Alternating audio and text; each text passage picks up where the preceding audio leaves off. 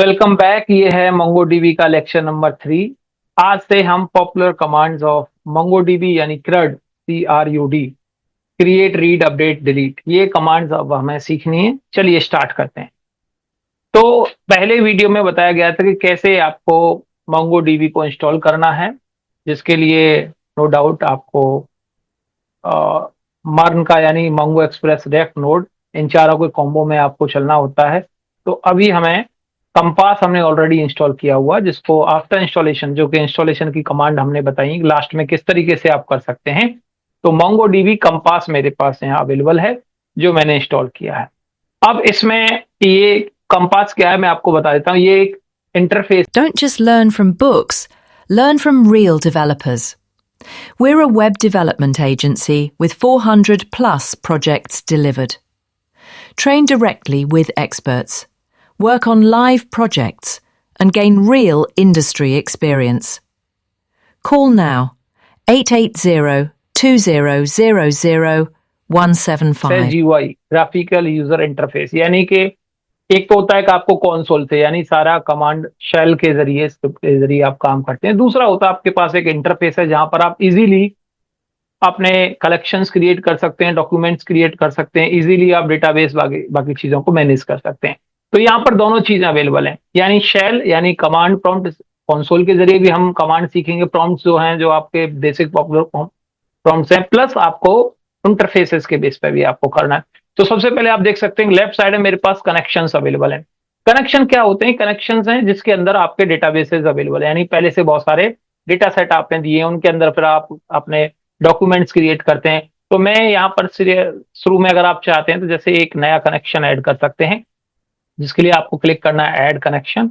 यहाँ पर ये देखिए, ये आपको हेल्प करता है यूआरएल जब आप एक्सप्रेस में या नेक्स्ट.जेएस में कोड करते हैं, यानी जब आप फ्रंट एंड में कोड करते हैं और वहां पर लिखते हैं कि मुझे इस डेटाबेस के साथ में यानी इस कलेक्शन के साथ में कनेक्ट होना है, तो उसके लिए आपको एक पाथ देना होता है।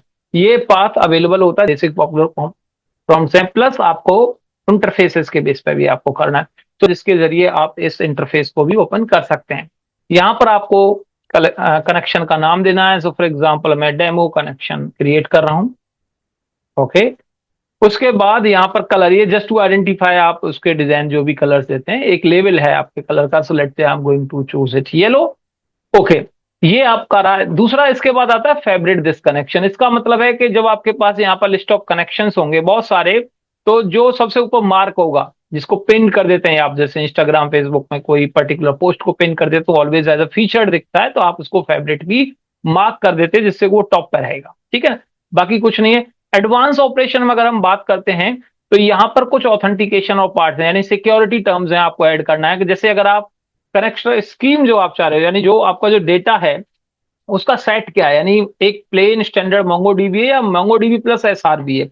तो जनरली जिसके MongoDB पार्ट होता है, SRB पार्ट में आपको क्या है कि जो क्लाइंट सर्व करेगा, यानी आप सीधे सीधे इसको DNS डोमेन नेमिंग सिस्टम यानी कनेक्ट कर सकते हैं, यानी एक IP एड्रेस जनरेट करता है, उसके बिहाफ पर आप इजीली इसको, जैसे कि बाकी होस्टिंग को भी कनेक्ट करते हैं, इसको भी कर सकते हैं अगर आप इस तरीके का चाह रहे हैं रिमोटली इसको एक्सेस करने के लिए। तो अभी मैं सिंपल MongoDB ले रहा हूं, ठीक है। और MongoDB SRC में जब आप जाते हैं तो होस्ट नेम लोकल होस्ट रह जाता है। MongoDB सिंपल प्लेन आप लेते हैं तो इसका पोर्ट नंबर होता है 27017। ठीक है, अच्छा, इसके बाद आता है ऑथेंटिकेशन।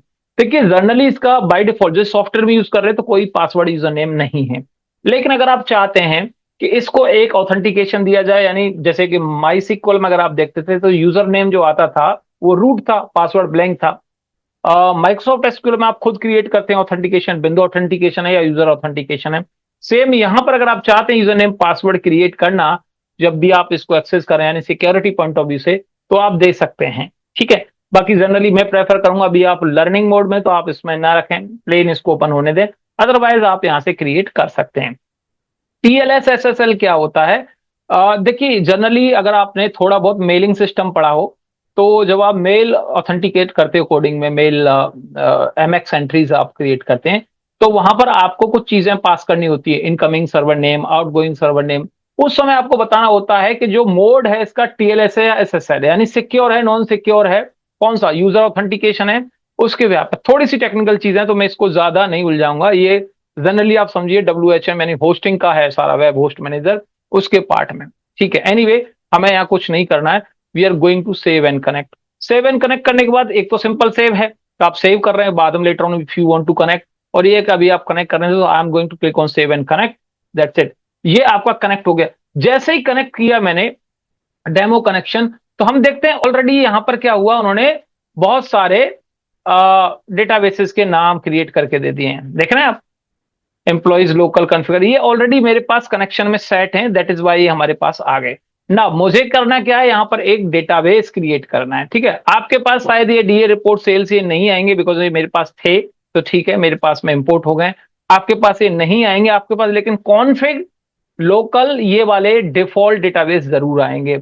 और डिफॉल्ट डेटाबेस की अगर हम बात करें तो हर जगह होते हैं, माइक्रोसॉफ्ट एसक्यूएल में भी होता है, मास्टर होता है, टेम्पडीबी होता है, जो आपके सिक्योरिटी और जो डिफॉल्ट डेटाबेस की कॉन्फ़िगरेशन को प्रोवाइड करता है।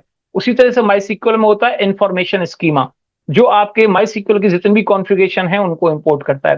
सेम यहाँ पर आपके पास लोकल और कॉन्फ़िग जो कि कॉन्फ़िगरेशन रख रहा है, लोकल जो भी लोकली एक डेटाबेस के लिए रिसोर्सेज चाहिए वो आपको प्रोवाइड करता है। So I am going to create here, create database, यहां पर क्लिक करेंगे और यहां पर एक डेटाबेस का नाम देंगे। सो फॉर एग्जांपल मैं कह रहा हूं एम्प्लॉइज, ठीक है, डेटाबेस का नाम है, यानी ये मेन डेटा। अब उस डेटाबेस के अंदर आपको टेबल का नाम क्या रखना है, मतलब कलेक्शन, है ना। तो फॉर एग्जांपल डेटाबेस का नाम मैं दे देता हूं प्रोजेक्ट, एम्प्लॉय प्रोजेक्ट आप नाम दे रहे हैं, एम्प्लॉय प्रोजेक्ट, और उसके कलेक्शन के अंदर मैं दे रहा हूं एम्प्लॉइज। ये अब ये जरूरी नहीं है टाइमिंग आप साथ क्रिएट कर रहे हो, क्योंकि लेटर ऑन आप जितने चाहो कलेक्शंस क्रिएट कर सकते हो, यानी बहुत सारे टेबल्स आप क्रिएट कर सकते हो। डेटाबेस का नाम एक बार आपने क्रिएट किया है, ओके, आपने क्रिएट डेटाबेस क्रिएट किया और ये आपके पास आ गया। अब यहां पर आपके सामने ऑप्शन आते हैं कि आप इसको कैसे काम करना चाह रहे हैं। यानी कि आप देखिए, पहले आपने कनेक्शन बनाया है, कनेक्शन के अंदर आपका प्रोजेक्ट है, यानी आपका डेटाबेस का नाम है, और उस डेटाबेस के नाम के अंदर आपका टेबल है जो कलेक्शन का नाम है, ओके।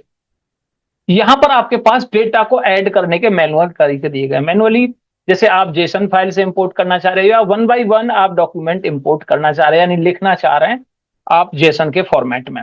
ठीक है, यहां से आप सीधा इंपोर्ट कर रहे हैं, वो जेसन और सीएसवी फाइल है, अगर आप इंपोर्ट करना चाहें तो कर सकते हैं, जस्ट लाइक माई सीक्वल में आप कर रहे थे या एसक्यूएल में करते थे, सीएसवी एक्सेल की फाइल को सीएसवी इंपोर्ट करके कर सकते थे। एनीवे, पर मेरा जो इंटेंशन है वो है हमें कमांड सीखनी है बेसिकली, और उसके लिए ऑप्शन दिया है यहां पर ओपन मोंगोडीबी शेल।